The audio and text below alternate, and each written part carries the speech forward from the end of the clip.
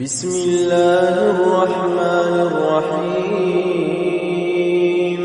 إذا وقعت الواقعة ليس لوقعتها كاذبة خافضة رافعة إذا رجت الأرض رجا وبست الجبال بسا فكانت هباء منبثا وكنتم أزواجا ثلاثة فأصحاب الميمنة ما أصحاب الميمنة وأصحاب المشأمة ما أصحاب المشأمة والسابقون السابقون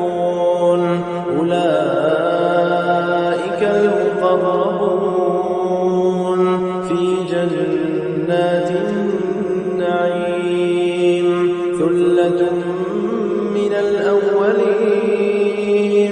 وقليل من الآخرين على سرر موضونة متكئين عليها متقابلين يطوف عليهم ولدان مخلدون بأكواب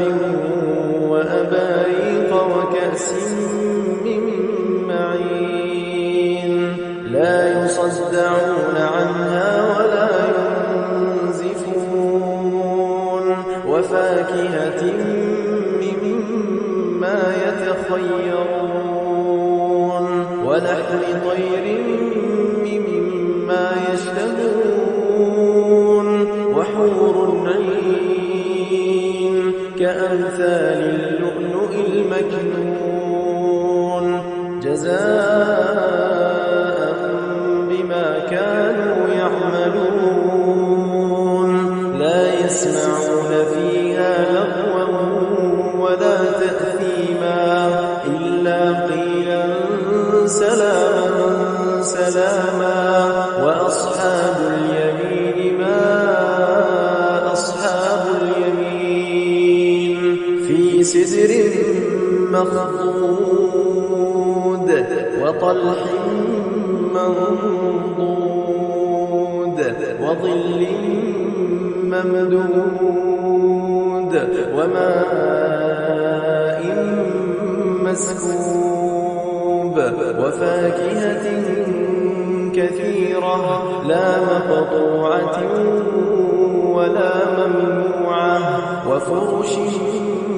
مرفوعة إنا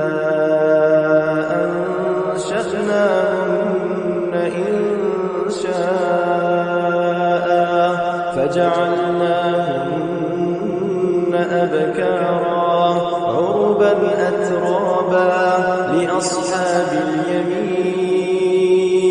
ثلة من الأولين وثلة من الآخرين وأصحاب الشمال ما أصحاب الشمال في سموم وحميم وظل من يحموم لا بارد ولا كريم إنهم كانوا قبل ذلك مترفين وكانوا يصرون على الحنث العظيم وكانوا يقولون أئذا متنا وكنا ترابا وعظاما أئنا لمبعوثون أوآباؤنا الأولون قل إن الأولين والآخرين لمجموعون إلى ميقات يوم معلوم ثم إنكم أيها الضالون المكذبون لآكلون من شجر من زقوم فمالئون منها البطون فشاربون عليه من الحميم فشاربون شرب الهيم هذا نزلهم يوم الدين نحن خلقناكم فلولا تصدقون أفرأيتم ما تمنون أأنتم تخلقونه أم نحن الخالقون نحن قدرنا بينكم الموت وما نحن بمسبوقين على أن نبدل أمثالكم وننشئكم فيما لا تعلمون ولقد علمتم النشأة الأولى فلولا تذكرون أفرأيتم ما تحرثون أأنتم تزرعونه أم نحن الزارعون لو نشاء لجعلناه حطاما فظلتم تفكرون إنا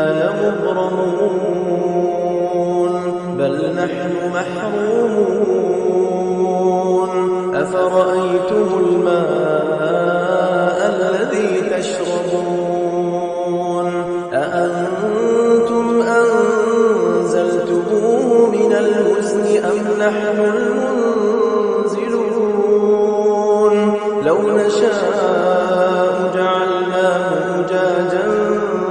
فلولا تشكرون أفرأيتم النار التي تورون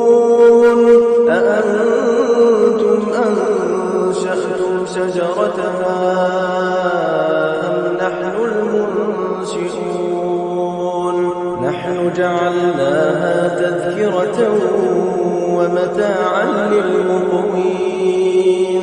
فسبح باسم ربك العظيم فلا أقسم بمواقع النجوم وإنه لقسم لو تعلمون عظيم إنه لقرآن كريم في كتاب مكنون لا يمسه إلا المطهرون تنزيل من رب العالمين أفبهذا الحديث أنتم مدهنون وتجعلون رزقكم أنكم تكذبون فلولا إذا بلغت الحلقوم وأنتم حينئذ تنظرون ونحن أقرب إليه منكم ولكن لا تبصرون فلولا إن كنتم غير مدينين ترجعونها إن